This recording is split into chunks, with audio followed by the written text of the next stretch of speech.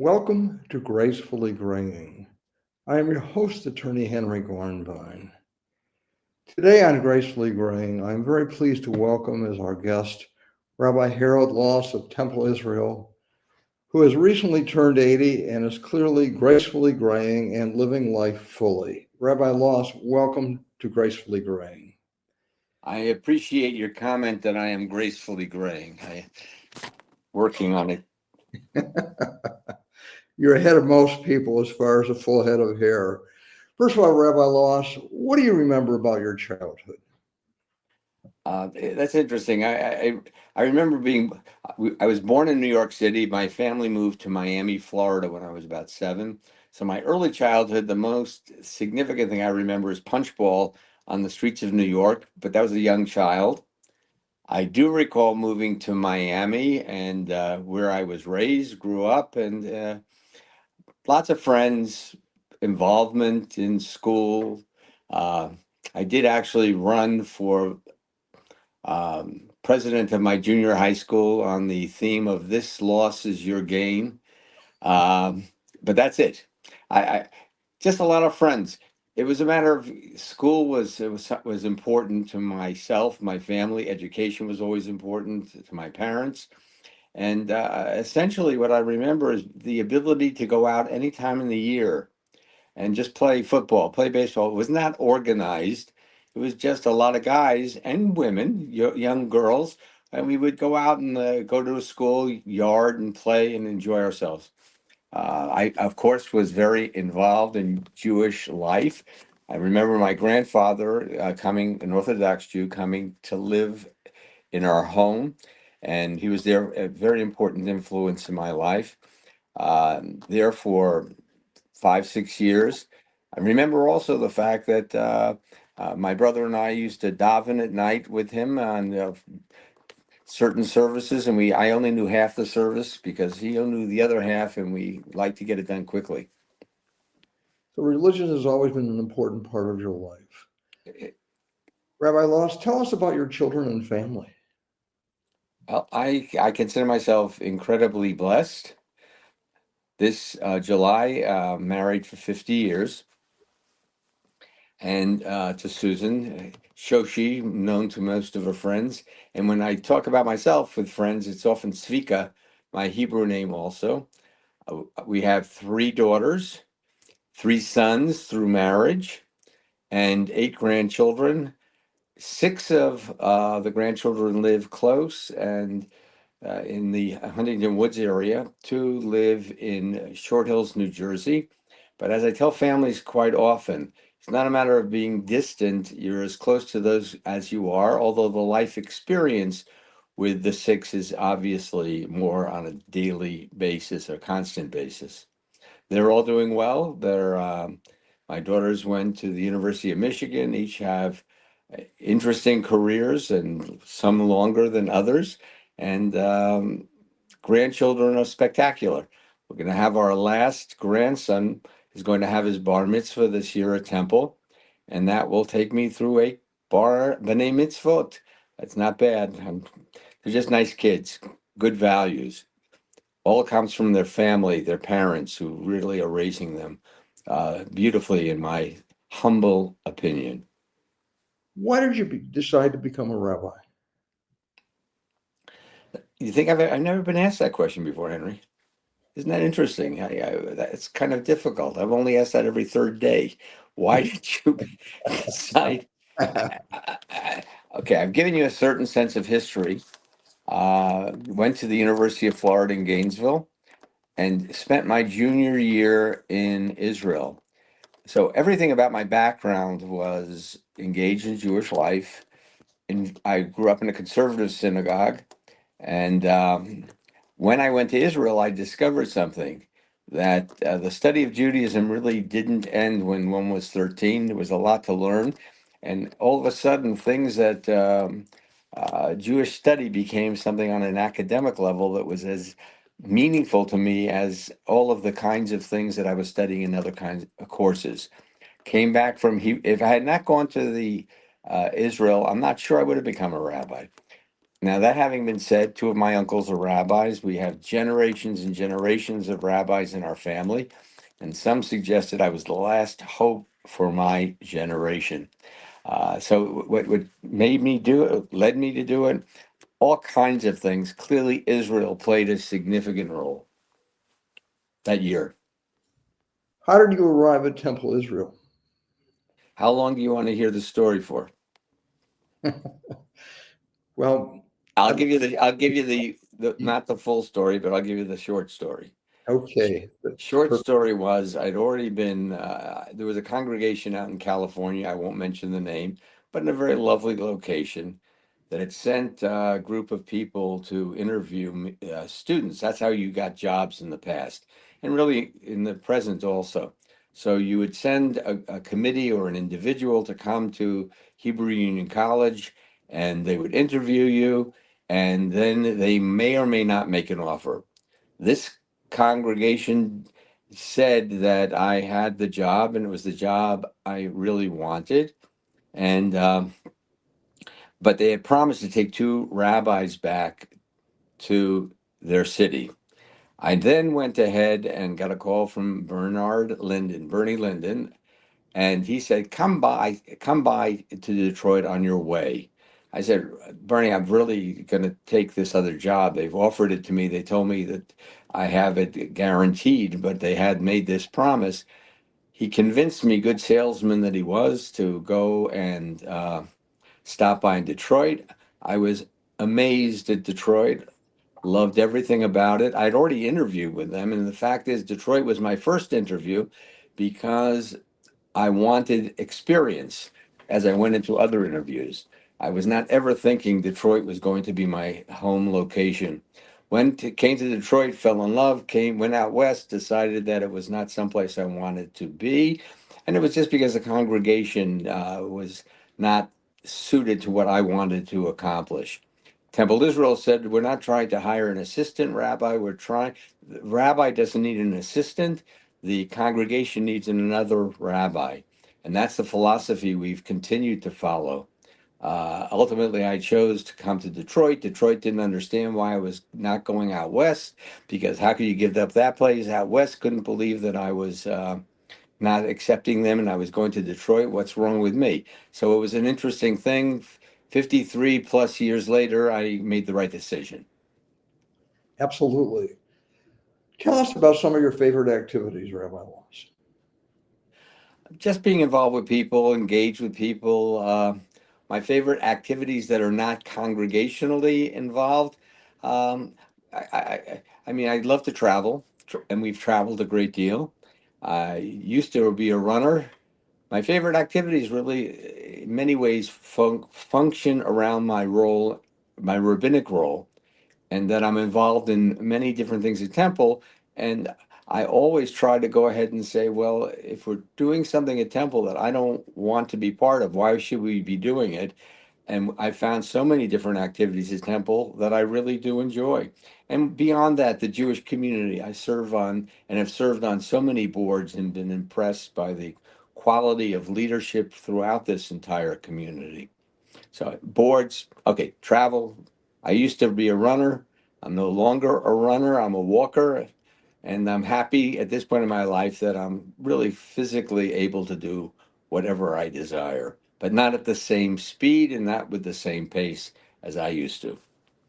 I know you've made many trips to Israel. What about other travel beyond Israel? Oh my goodness. Okay. Places I've loved. I loved Southeast Asia. We've been there 3 or 4 times. India was miraculous. My wife's favorite would probably be a safari that we took. We, Best trips with our kids, grandchildren. So I can tell you that many years ago we were able to take our grandchildren and children on a Disney cruise. Never forget. We try to travel as a family together as often as possible. Uh, Love seeing the world. Love not being recognized when I'm seeing the world, and so many different places. And I never felt the need to stay in the most elegant of places. I always spent a long time preparing for travel. So I learned that there's a period of preparation where you study where you're going. Then there's a period of experience, the period of 2, 3 weeks, whatever length of time that you're away. And then finally, there is the recollection period. So I made travel into a hobby. What other hobbies do you have besides travel? Very few. I never had really time for hobbies. As I said, I used to run with friends. Uh, um, Not a lot of hobbies. I've really been just engaged in Temple Israel work, community engagement, and on a broader sense, involvement in the national and international scene. I know you play cards, I correct? do. I had a wonderful group of friends with whom I played cards for years. Um, it was the cheapest poker game in the country. It was never about winning, and if we lost $25, we thought it was a bad day. If we won $50, we thought we were heroes. It was about friendship. It was all about being together, camaraderie, and our group traveled together to exotic and interesting places, and often to St. Martin, where one of our friends had a home. And it was just wonderful being away, being with friends, the best. What about favorite foods? Whatever is being served to me next, or I'm cooking. I don't cook a great deal, but my sense is I really don't have I think it's an interesting question. I really don't have a favorite food. I would like to create the food that you could eat in abundance and never gain an ounce. As soon as that comes onto the market, it will instantly become my favorite food It'll be very marketable as well. and marketable. What about friendships? Clearly an important part of your life. Yes, there are two different friendships within our congregation and community, so many. Uh, and then what I really enjoy always, and I think any clergy person would probably tell you this, I enjoy the friends who don't think of me as a rabbi every time, who don't always look at me and say, Rabbi this, Rabbi that, but really see me as a person, and I can engage with them on that level. In many ways, that was my poker group. But many friends in this community over years, eh, friends have become family members who I care about, and I've had the good fortune with so many to be able to marry their children and now grandchildren. What a joy. I mean, so friends who become extended family, friendships that have lasted for years, and sadly, at this point in my life, I'm often at funerals of people I really have grown up with at Temple. I know that's part of the aging process, I'm sad to say. What invention, Rabbi Loss, from your lifetime are you most amazed by? Too many. I'm going to apply one that changed the way I work. I mean, anything involving technology, which I don't consider myself a technological genius, but I remember when I first received a cell phone. It was one of those big carry phones, and it stopped me from having to drive to gas stations and put quarters into machines that were telephones, half of which were lacking cords, in order to find out if someone was in the hospital, something going on. I think as many in my generation, the revolution in technology has changed the way that we live. And there are times when I really miss the old days when people couldn't get a hold of me instantly, when they didn't expect an answer within the next 12 minutes to their letter, phone call. We're too much in touch. I don't know how to do anything about that. But so the things I admire most and deal with are the fact that I'm now talking to you from my home on a podcast. You're seeing my picture. The world has radically changed. But I do remember when we saw our first television sets and baseball games were now available to me as a kid. What have been some of the highlights of your life, if you can recollect several? Well, I'm going to suggest, and most of us who've been blessed to live long enough would probably agree, the highlights start with my family. That's where your ultimate accomplishments take place. The love of family, the support of family. So, highlights that day when I married my wife. I proposed to her, asked her if she wanted to go to Israel with me for our honeymoon. She said yes, and then I told her there would be 40 teenagers with us on our honeymoon. She was still excited to go. So my the highlights of my career are my engagement with Israel, my engagement with interesting people, my family, the things that really ultimately count. Creating a warm environment at Temple Israel. I think one of my colleagues' fathers said that.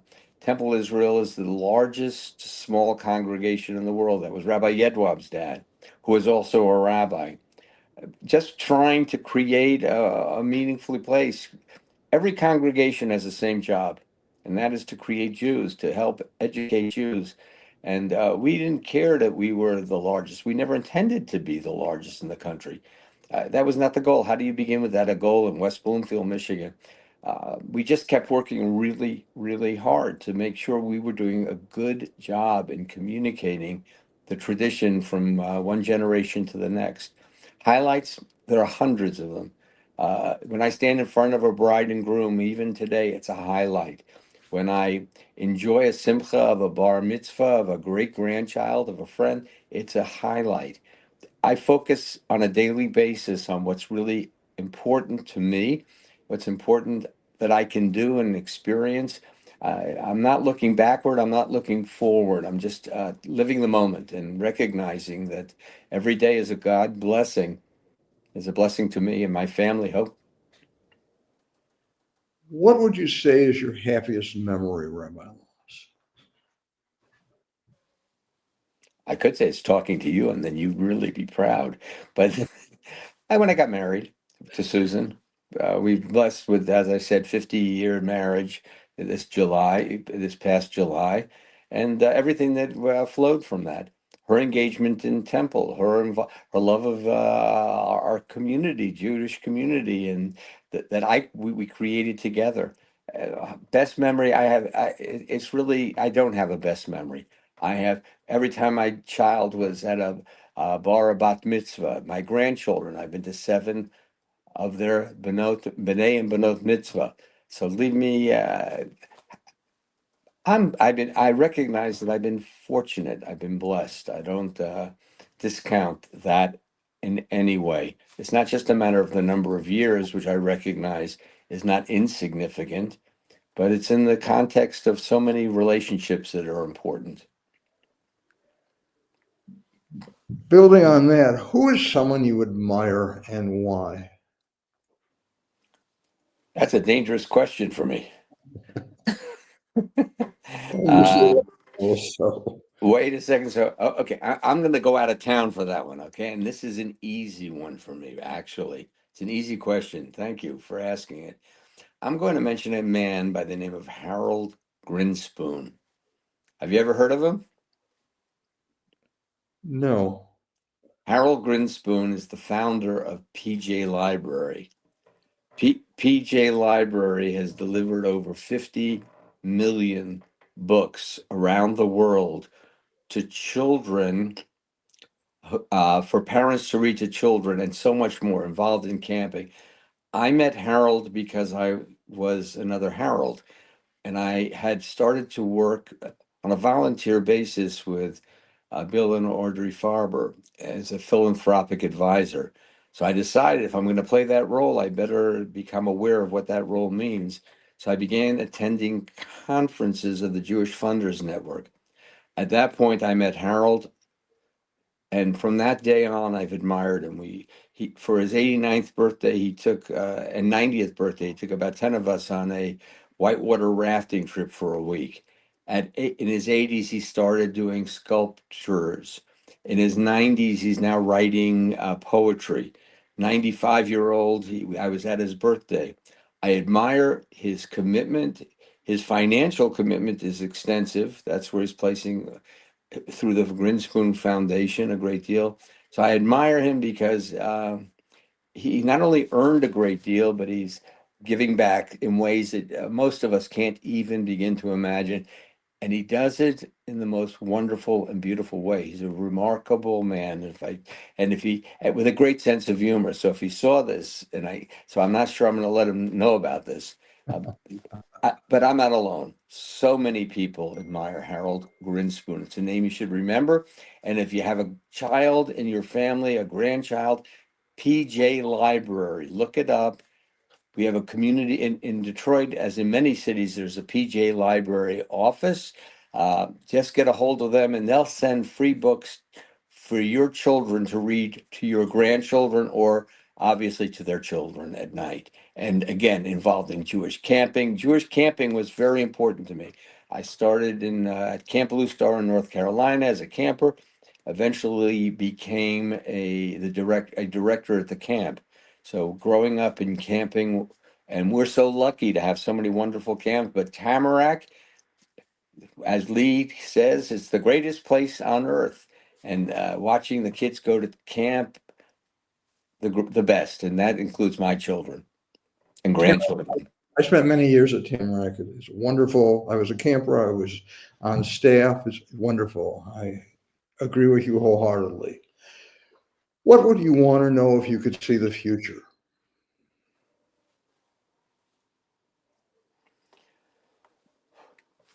That's another. I'd want to know that the world decided to find a way to live together. The governments began to change before we became so involved in war that we destroyed each other. Focused directly, I would like to see live long enough to see peace agreements in the Middle East and Israel finding that sense of peace. I have been there 3 times during the last couple of years since the horrors of October. And looking forward to taking a group, by the way. We are taking a group of senior adults, and that's probably 60s into their 80s, upper 60s into their 80s this coming November to Israel. And the trip is almost filled, and it may be filled completely by now. I don't follow it that closely. Rabbi Yedwab and his wife, and I'm going with my wife on that trip. I indicated at the service that I wanted to be able to someday take people back to Israel, not on missions to visit the sadness, but to enjoy the beauty and just the culture and of our ancient homeland. And surprisingly, it was not intended as an invitation to announce a trip, but it did announce a trip because I decided after seeing people raising their hands, this was at our Florida service, that I was going to announce it, and we did, and we're filling up. Sounds wonderful. Rabbi Loss, if you could change anything in your life, what would you change? Of the color of my hair. Wait, wait a second, I'm going to show you something. I just noticed that this is the picture of Harold Grinspoon. I'm together with Harold at a conference. Wonderful. And what he did is he took off his badge, and I took off mine. I made him a rabbi, and he made me a philanthropist. It was beautiful. For a moment, I controlled hundreds of millions of dollars. It was wonderful. Okay, get off of that. What would I change about my life? I don't believe in that. I don't look back and think about what I could change. To be frank with you, I look about forward. Look, do we have regrets? If you're living, you have regrets. I think Sinatra sang a wonderful song about that, but I have few. And the beauty of aging is I forget most of the things I regret, and I'm still focused on tomorrow. And I would regret if I wasn't able to be focused on tomorrow. Well said. What was your most difficult life experience? Perhaps none, but if you can think of any. Another interesting question. I'm thinking. It's a repetitive experience. The most difficult life experiences beyond the missteps and that I don't like to think about. Whenever I'm put into the position of officiating at a funeral with living parents, and that can be a child of any age, and uh, painful. When you are with a family, any death out of order is so difficult and painful. So, as a rabbi, I'm involved in many funerals, as you can imagine, and I'm sure you know over the years. And it's always sad, but it's never, not always tragic. And when it is tragic, a tragic death, and those are the ones I really remember. Rabbi Loss, what advice would you give to your children and grandchildren? This is going to surprise you, but I'm wise enough not to try to give them a lot of advice. I think in life, who we are, what we care about, how we model. It's not a matter of we certainly there are moments when I'll suggest something, but I hope my kids and grandchildren and advice I would just say, look, here's the way I've lived, here's the way I've enjoyed my life, here's the way I've served the community. Judaism is clearly important to everyone in our family. It's wonderful. Um, and I wouldn't give them advice. I just say, hey, I've had an interesting life, and I love being involved in this community, this unique Detroit Jewish community. Met so many people, served in so many different ways. And what's nice is I'm living long enough that they're able still to see this in the grandchildren age group. And I hope the advice that they're taking or the image they're taking is that just following these footsteps. Don't listen to the words. So many parents. It's not a matter of dropping your kids off for services. It's a matter of taking them to services. It's not a matter of dropping your kids off at a food pantry. It's about standing by their side at a food pantry. So my focus would be hopefully little advice, lots of action. How do you want to be remembered, Rabbi Loss?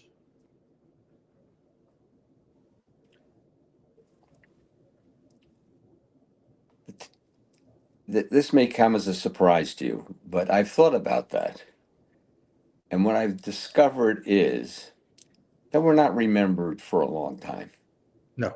If you went to an older colleague, my kids don't know the older colleagues. Rabbi, I'm blessed to be the third rabbi at Temple Israel, starting with Fromm, who was amazing, amazing man, did remarkable things during his career.